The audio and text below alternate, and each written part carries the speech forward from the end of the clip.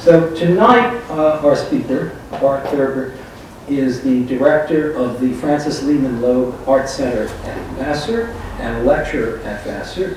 Teaches museum studies. He has an illustrious career at multiple museums in America. So without further ado, Barton.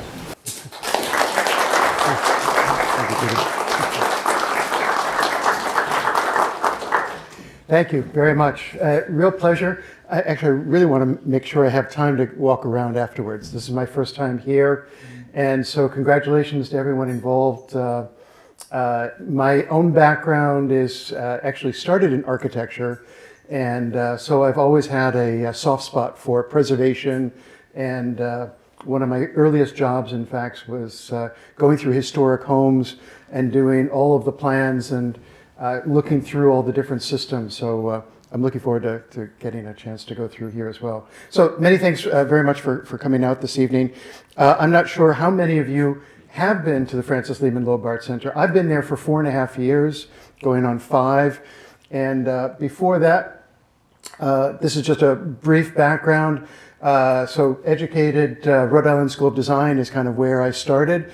And for those of you who have had the privilege of going to the Rhode Island School of Design Museum, it really is an amazing treasure. And so from the very beginning, I had the opportunity during my education that if you wanted to go see an ukiyo-e Japanese 18th century print, you just go over and see it. If you wanted to see a Monet painting, you just went over and saw it. So I was really spoiled from an early age and had that opportunity. Then went over to Italy for a while, where for $165 a year, I could do the equivalent of a master's degree, which was great tuition, a lousy library. The only catch was that everything was in Italian, but forced me out of my comfort zone for sure.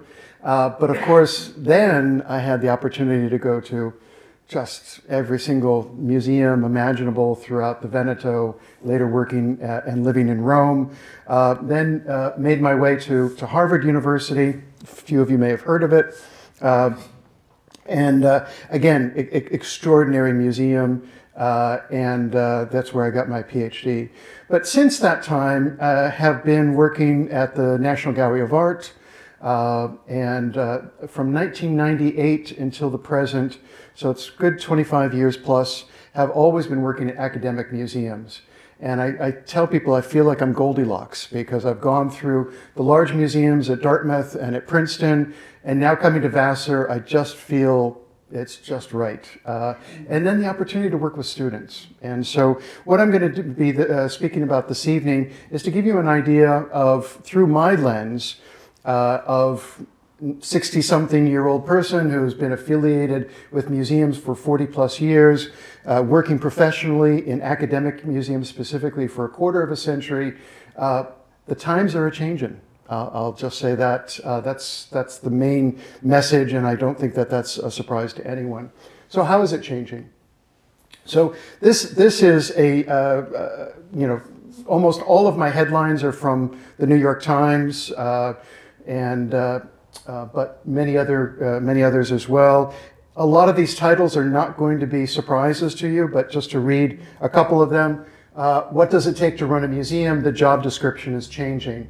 It's not only about art anymore. Today's museum leaders must increasingly confront staff revolts and calls to return looted art while navigating labor unrest and social justice concerns. Controversies, actually.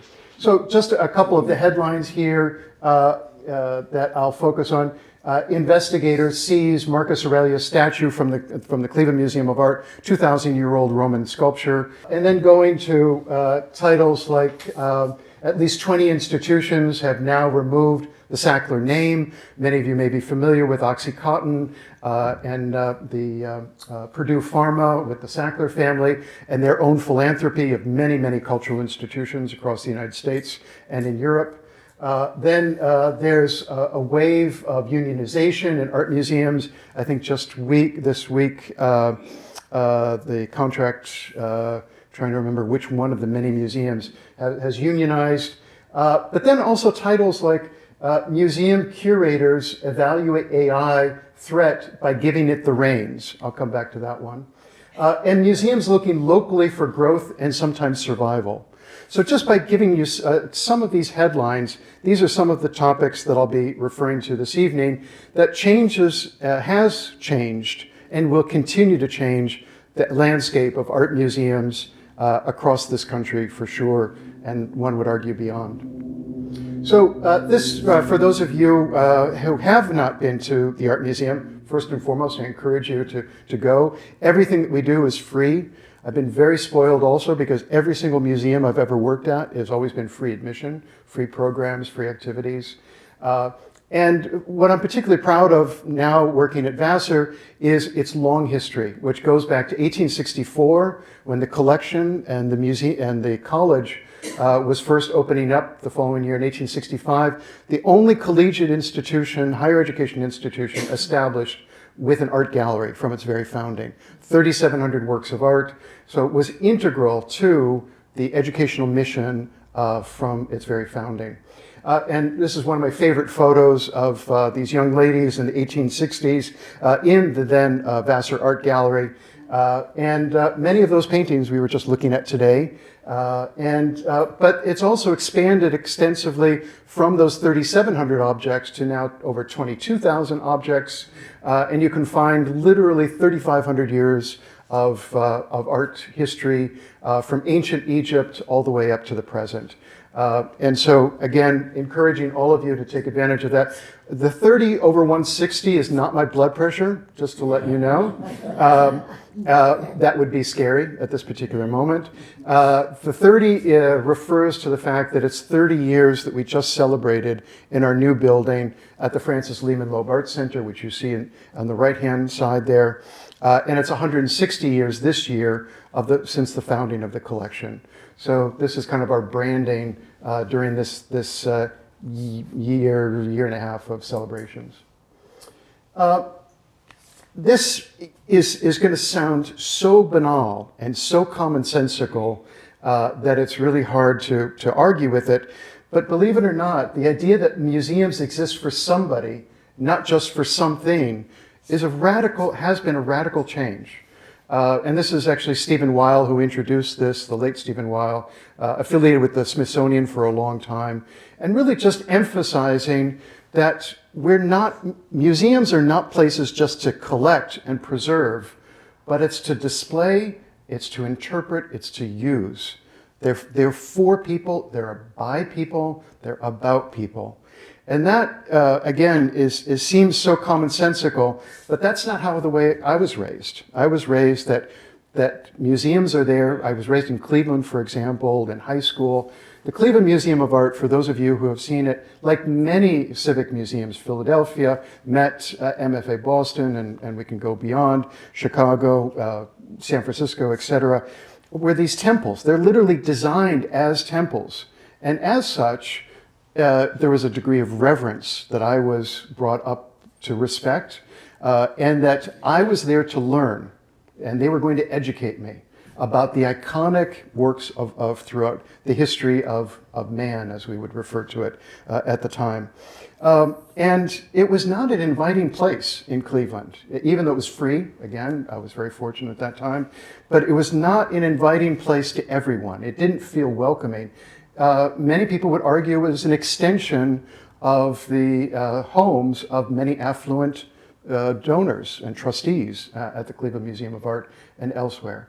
So recentering and talking about who are our audiences, what's most important to your museum at this moment in time. Who are they really? What are their interests, values, and needs? And who do they and do they align with what the museum has to offer? What should they need you to do? How can their lives be better because of you? What positive differences can you make in their lives?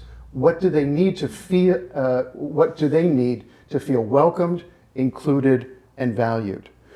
This is as much a cultural shift, and I really want to emphasize that for myself during this chaotic, volatile, uncertain period of time, needing to ground ourselves in what I refer to as strategy, structure, and staffing, because the values that we bring to bear in all of our activities, to the objects, to incredible traditions that I mentioned at Vassar, but how is it related to our communities? And so this has been at the forefront of what we've been going through in the last 4.5 years during my tenure at the Francis Lehman Loeb Art Center. With regard to structure, I'm not going to spend a lot of time with this, but some of you may be very familiar with the corporate world. I have, again, over just the last 25 years, this is the first time I've been a museum director. At Princeton, I was the number 2. At Dartmouth, I was one of the curators, one of basically 3 or 4 curators. So I've always had senior leadership positions, but this is the first time as director. And I can't tell you how many times I was interviewing for jobs of different director positions, and they wanted to know, as soon as I showed up for the interview, what my solutions were to solve all the problems of the institution. and the structure reflects that, because if you look at the traditional, that image is far too small, but if you look at the traditional organizational chart of museums, and many museums are still organized, is that you've got the director up at the top, and then you've got all these different silos, whether it's the curatorial, conservation, publications, education, security, finance, donors, we can't forget our donors. And so everyone is coming to the director for the answers. And as we like to say, we're really looking at what's I now know in the literature is referred to as a horizontal reporting relationship, or what I like to refer to as a distributed leadership model. So that people are coming to me not for solutions, but people are coming to me with options. And so that the director, yes, is at the center. At the end of the day, I'm the person who's responsible if anything goes wrong. I'm responsible for the health, safety, preservation of our visitors, of our collections, of the building itself, and of all the entire institution. But I'm supported, not clearly by that large of a team, but just to give you a sense that through those colors, you're talking about affinities, so that your curators are talking to the educators. The educators are talking also with the back of house people about the collections and how they're being stored, how they're being made available. So that there's much more, it's really a transformation of the culture. And again, it seems so banal, but I can't tell you how slow this innovation is making its way through museums throughout the country. And then lastly, who's at the table? Obviously from our Hamilton, we know, who's there in the room when it's happening. And the transformations are entirely evident at every institution across the country. And for so long, the people who were not at the table were women, especially in senior leadership positions, and people of color. And that's changing, thankfully, I would say far too late and sometimes even too little. But I'm just pointing to a couple of examples. The Whitney Museum just recently, there's an article from the Times about Guerrero, who's just been hired as a Latina for their Latinx collections, focusing on Cuba, Mexico, and Puerto Rico. And then this is the appointment just very recently of Wendy Ikamoto, who herself Native Hawaiian, and at the New York Historical Society in New York City. And Wendy actually was also a postdoc at Vassar before my tenure, but very much looking forward to the changes that she's going to be introducing to that institution. So again, strategy, structure, staffing, and these are really fundamental changes. So I'm going to talk about some concrete examples based on the Francis Lehman Loeb Art Center and Vassar College. And to do that, I'm using Mark Dion. I'm not sure how many of you may be familiar with this internationally renowned artist, but Mark, he likes to take collections and deconstruct them. and deconstruct institutions at the same time. We're working with him right now on an installation over at Vassar, and he's taking ephemera from all different periods of Vassar's history, bringing it together to really talk about the institution, its history, and how it's been seen by different people at different times. And so I have a series of drawings that Mark has done about museums, and specifically about museum collections. In this case, it's the dinosaur. What I didn't realize until looking at this more carefully, it's a Tyrannosaurus Rex. So it's actually can eat you. It's not just an old dinosaur that we think of as museums, but this is a physical threat to yourself. And then I love how you have, Mark has got all these people trying to lasso the physical, what's the physical, the way that we store these collections, the intellectual, what stories are we able to tell about these objects? The administrative, which I've touched on a little bit, and then the ethical, which we'll talk a lot about and continue to talk about. And the example that I'm using here from the Francis Lehman Loeb Art Center is that, as I was mentioning earlier this evening to a few people, is that when I discovered out of the 22,000 objects, we've got nearly 500 samplers done by young girls from the Andes in the 18th century all the way to the Americas, throughout the Americas in the 19th century, 18th and 19th centuries, England, Germany, all around the globe. And that this is the opportunity for young girls to, it's actually their first exposure often to the alphabet, to different historical references, biblical and other references. We have this amazing collection, and now this is an exhibition that is making her mark, has been really receiving a lot of attention. It opened up at Baltimore, now it's up in Ontario, and it's about women's art throughout the Americas, Europe largely, but globally. And they've requested 3 of the 4 samplers that you see are from our collection. The 4th one is from the Met. So this was, I would say, completely underappreciated aspect of our collection that we're gradually learning much more about, that relates, of course, I could go on about this, about how textiles themselves, much larger history about the education of young girls. And so this aspect of the collection of how we're, I'm not going to say taming that terrible Tyrannosaurus Rex, but at least how we're addressing it in new ways. This is actually this drawing by Mark we acquired for the Art Museum. I really love this one. This was about making acquisitions. And acquisitions I'm referring both to purchases and also gifts. And Mark, of course, loves this metaphor of a cactus. And just to give you an example, some of the things that he writes on here, I just have to get a little closer. What is most useful for teaching? Advancing minority interests, support women artists, what the public wants, encouraging local artists, patronize local galleries, build on strengths, new art forms, support young artists, only A-list artists, underrepresented artists, curator caprice, and then, of course, the hardest spot is to make a happy trustee. And I really, this was Mark, this was during COVID. I knew he needed the support, so we bought this drawing, and I'm really proud that we did. And then what I'm showing over there on the left-hand side, this last year in 2023, we acquired through gift and purchase 140 works of art.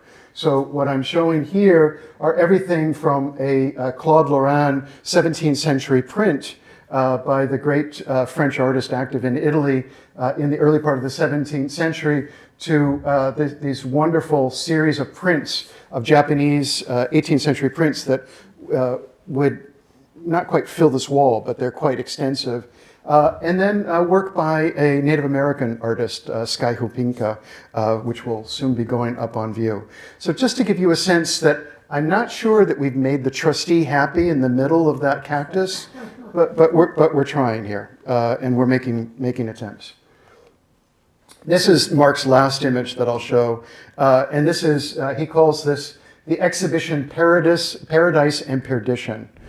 So on one side is how you make a successful exhibition. On the other is how kind of the devil made me do it, so to speak.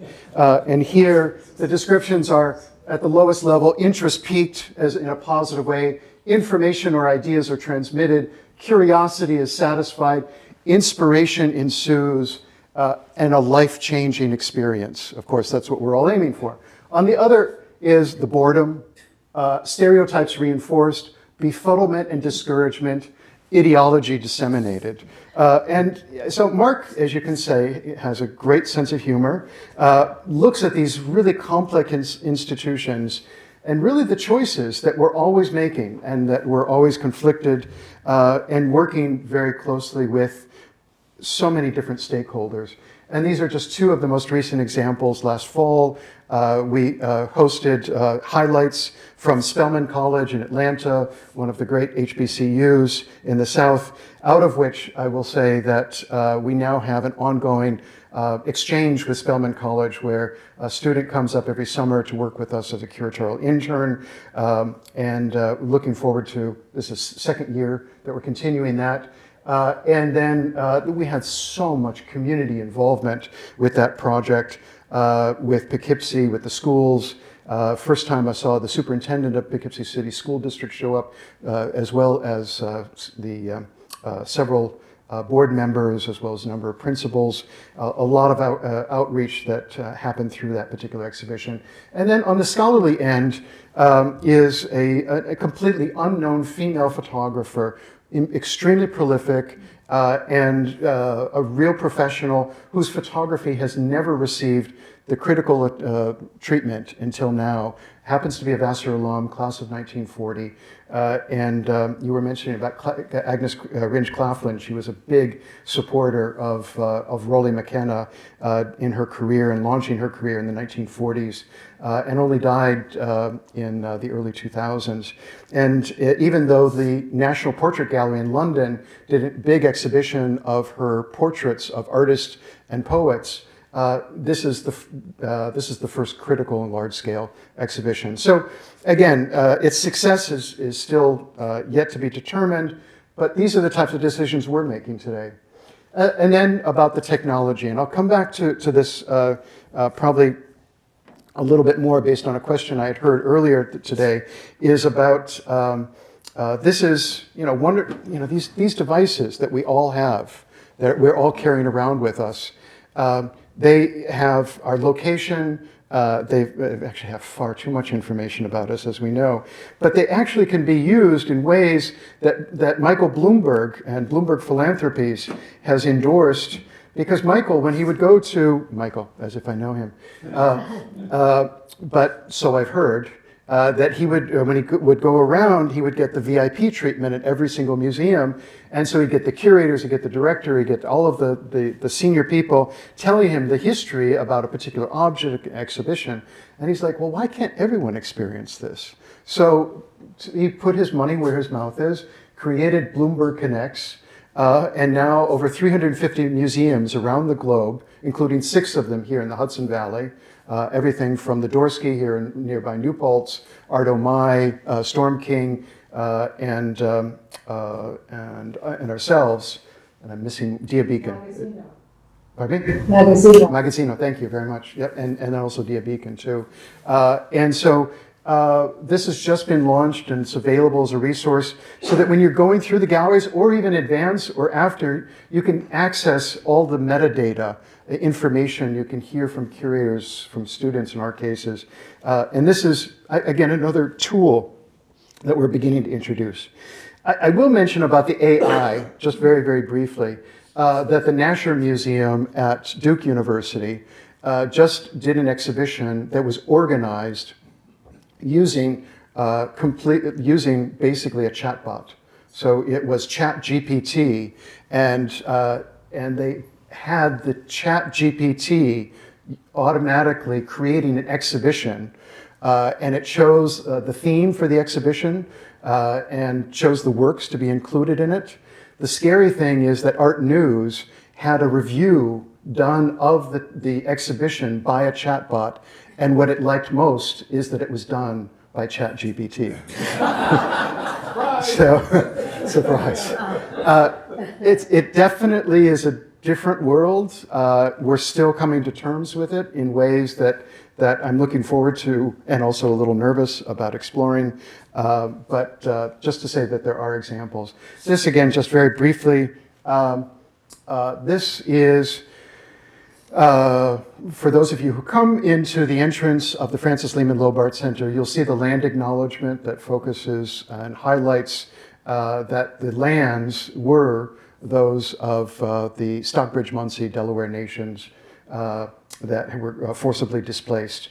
It also comes at the end of that. I serve on the Native American Advisory Committee at Vassar and have been dealing for the last 4 years with different repatriation issues, much of which by the decision of the nations themselves, I can't share the details of, but it's been quite an elaborate and very informative visit, or I should say there is an upcoming visit, but also relationship building, especially with the Stockbridge-Munsee. And along the way is also focusing on not only just what we have to do so that we're compliant with federal statutes, but also what we need to be doing with regard to fostering new relationships. And so one of those, I'm just giving an example, is we now have a long-term relationship with the only print studio on a Native American reservation in North America, and that is the Umatilla Reservation in Eastern Oregon, called Crow's Shadow Institute for the Arts. And they have an artist residency program with indigenous artists and create prints during their residency, some of whom are not artists, fine artists, but they're musicians. Raven Chacon, for example, is shown here. He did this wonderful print that we acquired called Horse Notations, and it converted an 1874 article about the gait of a horse and converted it into a musical composition, which we then performed with Raven and a 6-piece orchestra for the first time here on the East Coast. These are images from Instagram. The most recent artist, Deanne Whitehawk, we've just acquired her works. So basically we give them money to invite artists, and then we have the opportunity to purchase at retail price, full retail price, we have an opportunity to purchase works that are created by those artists. So I'm very excited about this new relationship for us. This is actually it's about, there are so many rich resources that we've just talked about here in the Hudson Valley, and then just a little bit beyond is Williams College and Skidmore College. So when the three of us were approached by a collector to collect historic Tibetan tangas that are these religious works that are fundamental to the Buddhist religion, that since the occupation, one I think is fair to say, I know this is being recorded, I'm probably going to hear about it, occupation of Tibet by the Chinese, and these works were either destroyed in many instances or forced out of the country. And so the Dalai Lama himself has encouraged institutions to be custodians of these works to help raise awareness and about their rich history and meaning, both within the Buddhist religion and beyond. And so what we've done here is that collectively, Williams, Skidmore, and Vassar, the three art museums, have taken each a portion of these Tibetan tangas. We've each done exhibitions. This is an image from a Zoom call where we had professors, close to 30 professors from 5 different disciplines, talking about all the different ways that we can incorporate these into our courses. And then this is an image from the exhibition. I also learned doing this process that there are 4 Buddhist Tibetan monasteries here in the Hudson Valley. Yeah. And we actually brought a Tibetan Buddhist monk to not reconsecrate, but to basically bless. And then we also did a contemporary installation of all contemporary Tibetan artists. And that was all the labels there were translated into Tibetan as well. And I know that monk was reading those labels in Tibetan, he very much appreciated that. So again, it's fostering relationships, it's collaboration, it's reaching out from just the individual institution into the communities that we need to be creating. Very, very quickly, another institution here in the Hudson Valley, the Women's Studio Collective, which just celebrated their 50th anniversary, that many of you are familiar with. The Vassar College Library has everything that they've been producing over the last 50 years. We had a student 2 summers ago who went through that collection, created a small installation of some highlights. We also had the current director of the women's studio come down, and then this is actually that student leading a class on women's studies, talking about her installation. So it's again giving different voices, different perspectives on these collections.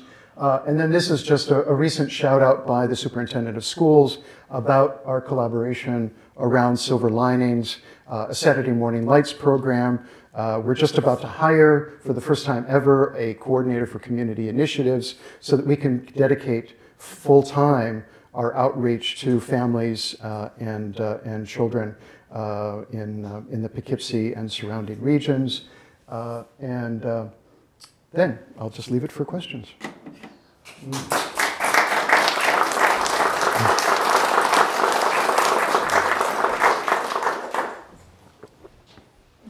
Yeah, if we could change the light so that I can actually see somebody's hand if it's being raised here. Peter.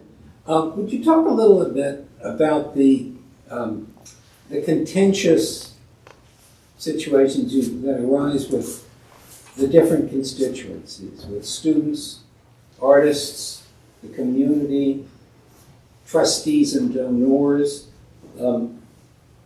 It's almost magical that anybody can deal with the kinds of disagreements and different approaches and different values of those groups. And how do you do that?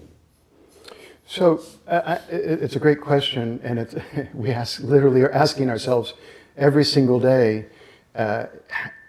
We can't be everything to everyone, but the other, again, it sounds so commonsensical. People support what they help to build. And so first and foremost, listening to what the challenges. We're working very closely now with the Artifact in downtown Main Street, which is a youth arts and workforce development organization. They do a lot of programming right on Middle Main Street. They're one of our core partners. And so listening to the particular challenges that they're experiencing with how art can be a vehicle. So that's just one of the constituencies, to give you an example. On the controversial side, I will say that we have an exhibition that we are specifically doing in conjunction with the election season coming up, and it's called Reproductive, and it focuses on feminine health and agency, and it's artist interpretations in response to these issues globally. And so knowing that this is, that there are different aspects of this that can be controversial, we have created a community advisory group that includes all those stakeholders you just mentioned: students, community members, faculty, health experts, and so hearing what the questions are that they have about these objects, not that they're making decisions, but they're helping us to understand what the challenges are, what the questions that will inevitably arise. And so it's giving voice. And then it's the programming that you do so that you actually, when you have the Spellman exhibition featuring, highlighting exclusively African American and Black art, is that you have the voices of the artists, you have the voices of the community, you have the scholars, and bringing as much as possible. The most boring lecture is probably the type of lecture that I'm doing right now, where you have a single person standing in front of you, sharing their perspective on things. I'm much more about dialogue, much more about conversation. So to your point, we're never going to satisfy everyone, but at least giving them a part. We've just created, for example, when I arrived, we had an advisory board, and the advisory board were all alums, all museum professionals from prestigious museums and galleries across the country, and they would come together once or twice a year and give us advice on what we were doing right and what we were doing wrong. I actually got rid of that, and now we have a leadership council. I did make some waves with that, and we got rid of that, and now we have a leadership council that includes student representatives, faculty representatives, community members, alums, and so we're actually meeting. Our next meeting is the 16th of May. We're going to be talking about reproductive, what we're doing, and so again, getting more voices, getting more perspectives on that particular challenging exhibition. So it's a long-winded response, and there is no right answer. Can I ask a follow-on? Please. As a university museum with presumably limited resources, how do you make the determination of how to dedicate them to the college versus the community? Mm-hmm. So I am fortunate, extremely fortunate, that that Vassar does have some resources within its endowments that are dedicated just for the museum. So we're not independent from the college whatsoever. But early on, I realized when I looked at this job, this particular opportunity, again, having been involved at Princeton, Dartmouth before, Harvard, RISD, with the exception of RISD, and they did not do any outreach to the community at all. But every one of all the liberal arts colleges in the Northeast, Bowdoin, Williams, Middlebury, Colby, they really are small college, Smith College even, in Northampton. They're really small college communities. Vassar's in Poughkeepsie. And there's no avoiding the fact, and I said this to the president at the time, is that we have to be, I'm not going to say a gateway, but we have to be helping to create a bridge to the community. And so yes, we have the students, the faculty, but the interesting thing is the students don't want to be in a bubble. The faculty definitely don't want to be in a bubble. And so we actually leverage what's in many ways already been happening with the Student Community Fellows Program. We now sponsor 3 of those every summer for students to work with local arts, education, cultural institutions. The students want to be learning in the community. The faculty, many of whom live in Poughkeepsie and surrounding communities, serve on school boards. They serve on with nonprofit organizations. So what we're doing is leveraging all of those resources, some financial, but especially the human resources, in building those bridges and leveraging so that we can become, I don't want to even say a platform, but if anything, a nexus for larger conversations about what the visual arts are doing already in our communities. I hope that helps to answer that question. This is sort of a related question, but in this new board, you have students and community. Do they have specific ideas about what exhibitions you might do? So at this point, it's a newly formed, I will emphasize that. And so we have other mechanisms for including students and faculty in those conversations about the type of exhibitions. When you come, I'm not going to say if, but when you come to the Loeb now, you will see an installation that was organized by a faculty member with all the labels written by students. You'll see another installation done in conjunction with Black History Month, where all the labels, all the objects were selected by students, excuse me, and written by them. We have another exhibition that just opened up last night with a German professor and one of our curators called Photography as Data. Again, the students, it literally comes out of the classroom. And so, as I've been mentioning to a number of people, I see this, first and foremost, we have the advantage we're called the Francis Lehman Loeb Art Center. Nobody really knows what an art center is. So we can make it into, practically into anything we want it to be.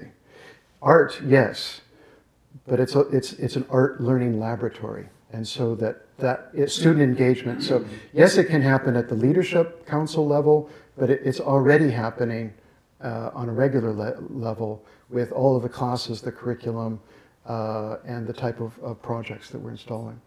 Does that help? Okay, then follow up. Well, I meant in terms of proposing exhibition. Is that part of what this group might? Not some. It has. To date, it has. Just engage in. It's more. We're really looking for their perspectives about the priorities. So it's helping to look through the types of programs that we're offering. Which of these programs is could be most valuable? It's that type of feedback, and that comes to acquisitions with the collections building as well as the programming. Did you have in the background? Yeah, with like a national drop in youth attendance at museums, how would you, let's say like an institution that you're working at, aim to combat that? Yeah. So, you say that there's a drop in youth attendance overall. I don't know that. It has not been my experience at the institutions I've worked at. I'm not sure that we did a very good job to begin with, I would say. I put it a little differently. So I would say in my experience, other than the school groups that kind of come through, as I said, it's just, I'm hard pressed to feel that museums have generally not been welcoming places overall, except for people who already know what they're looking for, want a confirmation of, let's say, certain biases about them. And so there's a lot of work that museums have yet to do to attract specifically younger people. When we're working with, I mentioned the Artifact before, we worked with them specifically to curate a juried art exhibition at the Trolley Barn in downtown Poughkeepsie. And we worked with 4 local Poughkeepsie middle school and high school students who were paid for their time to curate this exhibition. And then we offered helping them about how do you select out of 320 submissions, how do you select 50 or 60 works of art? What are the themes that you're going to be developing? How then do you group those types of exhibitions? So those are being curated by youth, and we're facilitating that. That's just one tiny example. We're very fortunate is that every single tour that you, if any of you, when you come to the Francis Lehman Loeb Art Center, especially as a group, K through 12, adult learners from all backgrounds, all of those tours are delivered by students. And so they're trained, they are, they're paid for their time, but they curate their own tours. And so it resonates, we hope, with younger crowds. There are also some teen programs that a number of institutions are specifically working on, where again, students from typically high schools are paid to work at institutions to help develop exhibitions. MFA Boston has a great teen ambassadors program. So, as I said, we have a lot of work to do. I just, in response to that, I was wondering, isn't transportation a problem for youth? non-urban museums? So, Except for school groups who are brought on buses. right. I mean, how would a kid get to the Francis Lehman Loeb or the Dorsey or this museum? So transportation. So we are on the public transportation network. I mean, it's part of being. I can't say inner city, but part of a city, so that we are on the public transportation network. But I will say that a number of programs that we do, youth programs, during the summer we work with Celebrating the African Spirit, which is a grassroots organization in Poughkeepsie that looks at the legacy of the enslaved who helped to build Poughkeepsie and still dealing with those with that legacy. We have a youth program. The student whom we hire to work with Celebrating the African Spirit, she takes a van and she goes and picks up the students in town herself. It's a van provided by the college. So, that's not a solution on a larger scale, but it can't, there is dedication there. And I also do worry about the risk too at times too. So. Thank you for all of this. You mentioned, as I recollect, that you have young people look at your proposed exhibitions and programs. Could you give us a couple of examples of ones that you dropped, that you did not do because of their negative feelings about them? The examples that come to my mind are less about dropped and more shaped. That didn't feel that we had the voices represented, a full spectrum of voices. Could you give us examples of that? Thank you. And I'm just trying to I mean, with the Spellman exhibition in particular, it's not our collection. It's a great HBCU that has, from its founding, been collecting female black artists. And so in developing the program for that, the initial idea as it evolved was whose voices were going to be represented. Clearly there weren't anyone from Vassar. It had to all be voices coming from Spelman College. And ultimately, the student whom we had hired from Spelman College wasn't, who worked with us for the summer just before we hosted the exhibition, Tanisha Carter-Johnson, had not been a part, she had been part of the planning, but we had not been foregrounding the fact that she herself, coming from Spelman, had worked with us, curated a separate installation of G's Bend prints that we had acquired.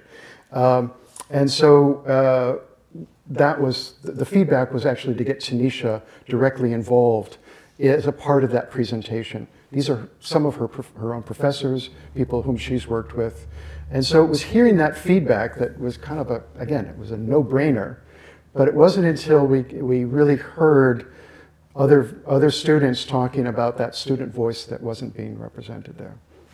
Maybe a small example, but one that comes to my mind immediately. Yeah.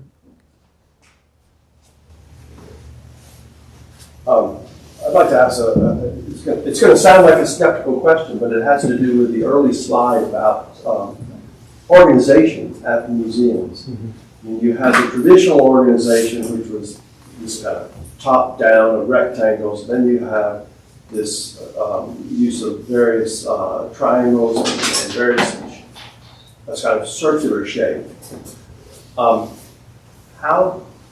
What is the real difference in terms of, apart from the rhetoric, what is the real difference in terms of reporting, evaluating, maintaining a strong institution?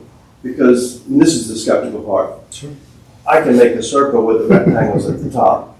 You just kind of, you smooth out the rectangles, you give them colors for various areas in the museum, and then you encircle the director. Sure. Just like in the bottom one. Sure. So beyond the diagram, what actually is the difference in terms of, say, the life of a curator, an assistant, an intern, an executive? Sure. How would you explain that? So, and I don't have our org chart here. I mean, we're a small organization. We only have about 21, 22 full-time employees. But we actually, compared to 4.5 years ago, we were 12. So we've nearly doubled our staff in that period of time. And what we did specifically was all of our, first of all, when I arrived, everyone bloody reported to me, which was just crazy. Because everyone just comes to me with their problems. And so the immediate restructuring was appointing one of the curators to be a deputy director. So all of a sudden, now that single curator is now the supervisor of a number of different curators. The next thing that we did is that we created a newly endowed position for an assistant director for learning and community engagement. That person typically would report to me, as it would be one of those little boxes that we were looking at before. And now reports to that deputy director. So every educational program, exhibition, whatever it is, acquisition, all comes from all of the educators and curators. Again, we're a small institution, so it's a small example. But we're breaking down the traditional hierarchies where everyone is reporting to me, and now, and again, so basically, everyone in this particular diagram, chief curator, director of education, all of this half now has, it's a real team, and that's what I mean. And so that those ideas, and we're, again, it helps because we're small, but at whatever level you are within that department, they're all making their own recommendations. Let me just finish with him, and I'll come back to you. Yeah, but that strikes me as exactly what's going on with the traditional organizational chart. Except you were at a smaller institution where they would all report to you, and so you changed it. Yeah. So I'm not trying to be, but I just want to know. Sure. I mean, I see these things and I think, beyond the rhetoric, what does it really mean for the life of the individual working there? Absolutely, fair enough. When I was at Princeton as the number 2, it was exactly this type of a structure. So I was kind of responsible for this portion of it. But what happened was it wasn't just because of the size and the scale. It was the structure. Is that anything that related to, and I've got a colleague I was just talking about, I'm not going to name the institution, at a major Ivy League institution, is that even if you're the curator writing the catalog, it's a publication department that makes the decision about the scope, scale, size of that publication. Art Institute of Chicago, I can name them off the top of it. They do not print a single catalog that's more than 180 pages because that decision was made. So no matter if it's whatever the topic is, that decision has been made. And so there's no input, there's no feedback. It comes completely down from a top-down situation. So I'm not articulating it well, I've lived it. And so I apologize that my explanation doesn't illustrate the way it functions. You had a question in the background? Yes. Okay. I wondered just what your thoughts are as a museum professional around, and not even sure the right word is, the repatriation and issues about things. You have things in your collection, presumably, that are acquired by even parts where a ruined Europe is looted by wealthy Americans, legally. But Sure. I guess I just wonder what interesting to hear from someone who thinks about that. Sure. Yeah. Well, again, you go to the New York Times just yesterday, you'll see that there's a claim that's been made by descendants of a Jewish family whose works were. What's incredible to me is that the Art Institute of Chicago is claiming that from a concentration camp, him relinquishing those objects that had been in storage to his heirs was a conscious, or let's say, a unforced coercion, but that's what they're maintaining. 7 other institutions have all turned over those objects. And again, I'm mentioning the specific institutions because it's published information. I've been involved myself, I won't mention the institution, where there was a claim that legally we did not feel had the full legal standing, but we knew that frankly, it didn't matter. We had to do what was right, not what was convenient. And so we ended up in a negotiation with heirs for that particular work of art, which had been paid for from a dealer many, many years ago, I mean decades ago. And then we paid fair market price for that painting in today's dollars. That was a decision that I felt was the right decision. When you get into antiquities, and I don't want to go into too much of this because I debate this, or we talk about this in the classroom all the time, is that legally November 14th, 1970 is the cutoff of when UNESCO passed the UNESCO Convention to help stop illicit export. So if you could not prove that that object had been legally exported after 14th of November 1970, then you have to have, basically you have no standing for that particular object. The difficulty is with antiquities that have been, they all came out of the ground at one point or another. And the students legitimately say, why 1970? Peru actually claims through its cultural patrimony laws now that from the founding of Peru as an independent country, I think in 1832, that everything that came out of Peru after that was illegally exported. So it's a real patchwork of managing between the legal, the ethical. My position personally is full transparency. Anything we know, you should know. So if we know that work of art that we have came into the collection in 1981, and we don't know where it was before 1981, that's after 1970. You need to know that just as much as I do. Unfortunately, we can't trace it before the London art market in 1981. That's as far as we've been able to take it. But that object and everything we know about it, full transparency has to be available to everyone. Well, so what do you think about the pressure on auction houses to reveal the owners, previous owners, sellers and buyers? They should.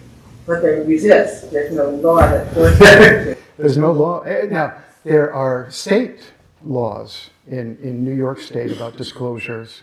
And I will say Christie's, to their credit, Christie's has a pretty good provenance attorney who's really scrutinizing things. And all I can say is they've gotten better, but I still see very suspect objects. With the Tibetan Tongas, I do want to mention that in particular, because there was a lot of conversation between the 3 institutions. Because we know that other than there are literally 3 collections that we know of that are clearly provenienced, as it's sometimes called, provenanced, that are documented. And even in those instances, there's coercion for sales and the like, going back to the early 1900s. So every other object we know has changed hands, likely due to forcible sale, sometimes theft, and the like. And so as the recipient of these objects, again, what we are saying is, at the moment, there is no Tibet to repatriate these 2. There have been discussions about, through the autonomous Tibetan regional authority, to create repositories for these. Unfortunately, one of the best ones not a public one at all, a private collection. The Rubin Museum has just closed in New York City. So we took the position that, what is the Dalai Lama's position on these, which has been published? What is the Tibetan position on this? I mean, I had a student who literally said, I need to take that Tibetan Tonga and return it to Tibet. And the response from the scholars and experts was, the Chinese would be more than happy to receive that object and hide it or destroy it. So often there are no good answers to these things. Again, the only thing that I can come back to is transparency. And that's why the slide that I showed was bringing all the different voices to bear, including the Tibetan Buddhist monks here in the Hudson Valley, that we are custodians of these. And so I see it less about an ownership and stewardship, and that we have a responsibility to care, preserve, and help to interpret and make use of those objects. You probably reached the time limit. Thank you very much. Oh, thank you.